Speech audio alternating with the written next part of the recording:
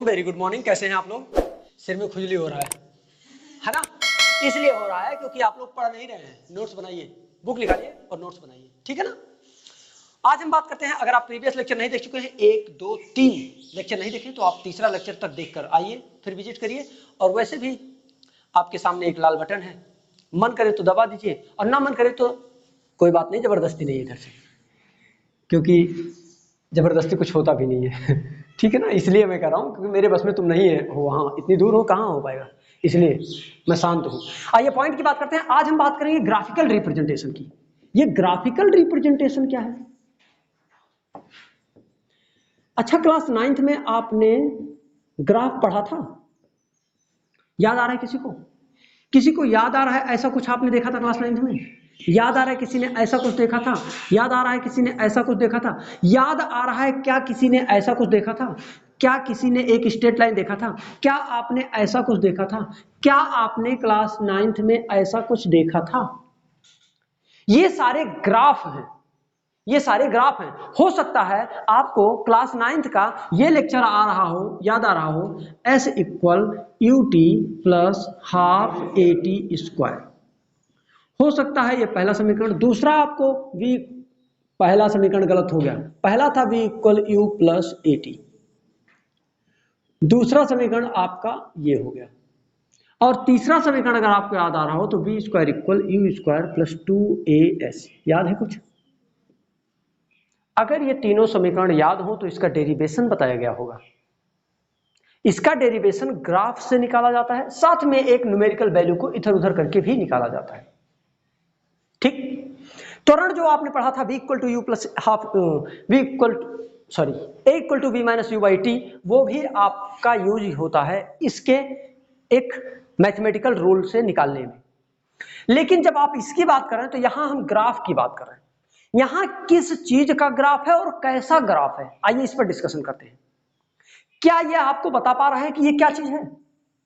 जी हां, चेक कर ले। हम आपको हमेशा के लिए बता दें, ये जो एक्स एक्सिस होता है ये एक्स एक्सिस है, और ये है आपका वाई एक्सिस, ये भी वाई है, Y axis, Y axis. 99.99% cases में एक्स एक्सिस को हमेशा टाइम एक्सिस लिया जाएगा। क्या है ये? Time axis. इसीलिए इसको हम टाइम एक्सिस के नाम से भी, इस एक्स एक्सिस को हम टाइम एक्सिस के भी नाम से जानते हैं। मतलब जब भी अगर टाइम, मान लो हमने वेलोसिटी पूछा कि वेलोसिटी फाइंड करना है, तो आपको पता है वेलोसिटी के लिए डिस्प्लेसमेंट और टाइम होना चाहिए। तो टाइम किसको मानेंगे? एक्स को। और डिस्प्लेसमेंट किसको मानेंगे? अगर मैंने कह दिया आपसे त्वरण फाइंड करो आप, एक्सीलरेशन, तो एक्सीलरेशन के लिए टाइम किसको? भाई एक्सीलरेशन क्या होता है? Rate of change of velocity per unit time. Time किसको मानोगे? और वेलोसिटी किसको मानोगे? वेग मैंने, स्पीड मैंने पूछा, स्पीड, चाल, चाल बराबर दूरी बटे समय। दूरी किसको मानोगे? वाई को। और टाइम किसको मानोगे? मतलब बार बार जितने भी ग्राफ्स हमको अभी तक पढ़ने को मिल रहे हैं वो एक्स एक्सिस क्या बता रहा है? Time axis. एक्स एक्सिस क्या बता रहा है? Time axis. मतलब एक्स एक्सिस पर हमेशा टाइम को ही रिप्रेजेंट करना है। आइए चेक करें, शुरू करें। इसको देखते हैं, थोड़ा सा और कर्व कर देते हैं। कुछ बच्चों को हमारे बहुत सीधा लग रहा होगा, पर ऐसा सीधा नहीं था वो, अब भी नहीं सीधा है। कुछ लोगों को ये सीधा और टेढ़ा लग रहा होगा, पर ये सीधा है, ये टेढ़ा है, ये सीधा है। ये इसको सीधा मैंने बनाया, ठीक है, टेढ़ा बन गया है, उससे कोई मतलब नहीं है, क्योंकि मैंने बनाया है। गलती सिर्फ आपसे होती है, हमसे कहाँ मानी जाती है। टीचरों की गलती होती है क्या? टीचर चाहे जो कर दे, कूटेगा बच्चों को ही, उसका वसूल होता है। मतलब पहला टारगेट है उसका, बच्चा चाहे जो कहते कूट के रहेगा वो, अगर वो मारने मूड में है तो। सही ना गरिमा? बहुत सही कहा सर आपने। पर ये गलत बन गया था, टेढ़ा था। ये भी अभी भी टेढ़ा है, पर दुखी होने की बात नहीं, पर मैं सीधा मानता हूं क्योंकि सीधा है, ये बनाया है मैंने। ये जो कर्व है, ये जानते हैं क्या बता रहा है? इमेजिन करो, थोड़ी सी फीलिंग लेके आओ। अगर मैं आपसे बोल दूं कि ये जो वाई एक्सिस है ये डिस्प्लेसमेंट है, डिस्प्लेसमेंट को याद करो एस से रिप्रेजेंट करते थे। डिस्प्लेसमेंट को एस, डिस्प्लेसमेंट, विस्थापन, अरे दिक्कत है तो विस्थापन लिख ले, विस्थापन।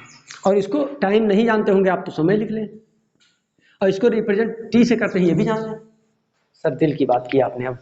विस्थापन और समय का जो रेशियो होता है वो देता क्या है आपको? कोई बच्चा? विस्थापन और समय का अनुपात क्या बताता है? मैं पूछने वाला हूं विकास से, विस्थापन और समय का रेशियो अनुपात क्या बताता है? खड़े होइए फटाक से। Velocity, sit down, good. वेग बताता है, क्या बताता है? वेग। वेग बराबर क्या होता है? याद करिए फार्मूला, देखिए पीछे कॉपी में जाकर के, विस्थापन बटे समय। वेग बराबर विस्थापन, इसका मतलब अगर ये टेढ़ा मेढ़ा मिल रहा है, देखिए ऐसे मिल रहा है ना, अगर आप यहां से देखें तो यहां 0 0 है, ओरिजिन, इसको मूल बिंदु बोलते हैं, जिसको 0 0 के नाम से आप जानते हैं। मूल बिंदु जो 0 0 है, यहां वेलोसिटी भी 0 है, टाइम भी 0 है और विस्थापन भी 0 है।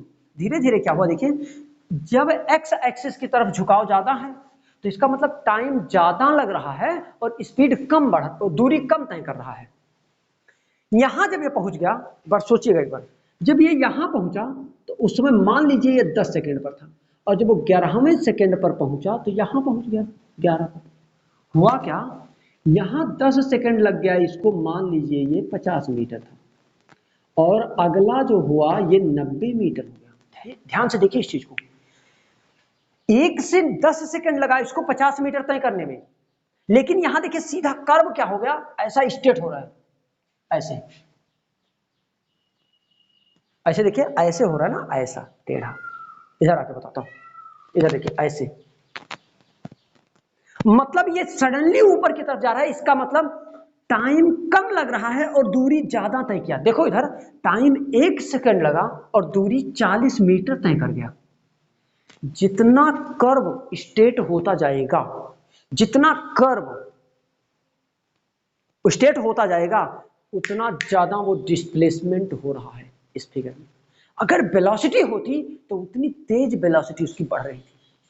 मतलब 1 सेकंड में, इमेजिन करो ये वेग था, अगर ये वेग था तो यहां टाइम 10 सेकंड तक तो बहुत धीरे धीरे चला, लेकिन जब 11वां सेकंड आया तो बहुत तेज स्पीड उसने बढ़ा दिया और 50 से 90 पर पहुंच गया, 50 से 90 पर। इसका मतलब वेग बहुत तेज बढ़ रहा है। और दूसरे कर्व पर चर्चा करें, ये टाइम है और ये है मान लीजिए आपका डिस्प्लेसमेंट, DISP, विस्थापन। आपने देखा एकदम सीधा चल रहा है, इसका मतलब सर ये स्ट्रेट लाइन कर्व मिल रहा है। इसका मतलब समय भी सेम है और दूरी भी। पहले सेकंड में अगर इसने 10 मीटर चला था तो दूसरे सेकंड, फिर 1 सेकंड में कितना चला? 10 मीटर, फिर 1 सेकंड में कितना चला? 10 मीटर, फिर 1 सेकंड में कितना चला? 10 मीटर। इसीलिए तो ये कंटिन्यू स्ट्रेट लाइन कर्व दे रहा है। समझ में आ रहा है कि नहीं आ रहा? आओ देखते हैं यहां मैंने देखा कोई जगह है 10 मीटर, 50 मीटर चलो मान लेते हैं, विस्थापन है ना, तो जब विस्थापन है तो 50 मीटर पर कोई गाड़ी रुकी हुई है। समय देखिए बढ़ रहा है कंटिन्यू, समय देखिए कंटिन्यू बढ़ता जा रहा है। हुआ क्या यहां देखिए, यहां 50 मीटर पर कोई व्यक्ति जैसे यहां से चला, घर से गया, 50 मीटर दूरी गया और वहां वो रुक गया। 10 बजे भी वहीं, 11 बजे भी वहीं, 12 बजे, 3 बजे, 5 बजे, 7 बजे, वो रुका हुआ है। नहीं दिख रहा है? अरे भाई जब हम बैठे रहेंगे तभी खाली समय बढ़ेगा, अगर हम चल रहे होते तो विस्थापन भी कुछ बढ़ रहा होता। नहीं समझ आ रहा है? अरे भाई साहब, व्यक्ति रुका नहीं होता, दूरी तो बढ़ी, ऊंचाई इसकी, विस्थापन जो है वो तो बढ़े घट नहीं रहा है, सिर्फ समय बढ़ रहा है। इसका मतलब यहां से ये गया होगा, यहां तक रुक गया, वहीं चारपाई बिछी थी, बाग था, मस्त हवा चल रहा था, लेटा और सो गया। और समय 10 बजे सोया, 3 बजे सो के उठा, तब मुंह खोल के मक्खी हल्ले घुसने की संभावनाएं बढ़ गई उसमें। फिर भी यहां 50 मीटर की दूरी पर वो रुका हुआ है, 3 घंटे रुक गया है वो, 4 घंटे, 10 मिनट, 5 मिनट, 2 मिनट, कुछ रुक गया, लेकिन वो रुका हुआ है। सिर्फ टाइम बढ़ रहा है, लेकिन दूरी, विस्थापन कुछ भी नहीं हो रहा है। समय बढ़ रहा है, विस्थापन नहीं हो रहा है। वो तभी समय, जैसे मैं यहां आया, क्या आपका लेक्चर भी बढ़ रहा था जब मैं शांत बैठा था? सिर्फ क्या बढ़ रहा है? मीटर ऑन है, बिल चल रहा है कि 1 दिन का 10 रुपया मिल रहा है, 1 दिन का 10 रुपया मिल रहा है, बस। बाकी सब बंद, बाकी सब तो हमको बंद रखना है क्या? नहीं। तो ये क्या शो कर रहा है? ये सिर्फ टाइम बढ़ता हुआ शो कर रहा है और डिस्प्लेसमेंट 0 है, रुका हुआ है। आइए यहां देखते हैं चौथे। मैंने क्या देखा कि ये किसी समय पर आया और रुक गया, जैसे 10:05 पर या 10 सेकंड बाद, चलो घर से निकला 10 सेकंड के बाद यहां आके पहुंचा, अब वो वहीं रुका हुआ है, सॉरी वो समय रुक गया वहीं, और दूरी देखिए बढ़ता जा रहा है, बढ़ता जा रहा है, बढ़ता जा रहा है, बढ़ता जा रहा है, ऊपर की तरफ जा रहा है। ये भी संभव केस है कि नहीं, कि मतलब घड़ी रुक जाए, अरे ये तभी होगा, सेल निकालना पड़ेगा घड़ी का, घड़ी कब नहीं चलेगा। भाई ये कह रहा है कि आया और 10 बजे ही रुक गया मान लो, और उसके बाद दूरी चल रहा है, मतलब अयोध्या से फैजाबाद पहुंचा, लखनऊ पहुंचने वाला है, धीरे धीरे घूमते कानपुर पहुंच गया, हुआ क्या, उसकी गधे की घड़ी खराब हो गई थी। इसका मतलब ये पॉसिबल केस, बात समझ में आया कि नहीं। भाई ऐसे कैसे हो सकता है, मैं पढ़ाने आया और मैं पढ़ा रहा हूं और 10 बजे से 11 ही नहीं बज रहा है। अच्छा ऐसा हो सकता है क्या, नहीं, या तो मेरी घड़ी खराब है, और या तो मतलब क्वार्ट जो है वहां का सीजीएम, कहाँ का, जो एनपीएल है, जानते होंगे नहीं, नहीं बताया गया है क्या।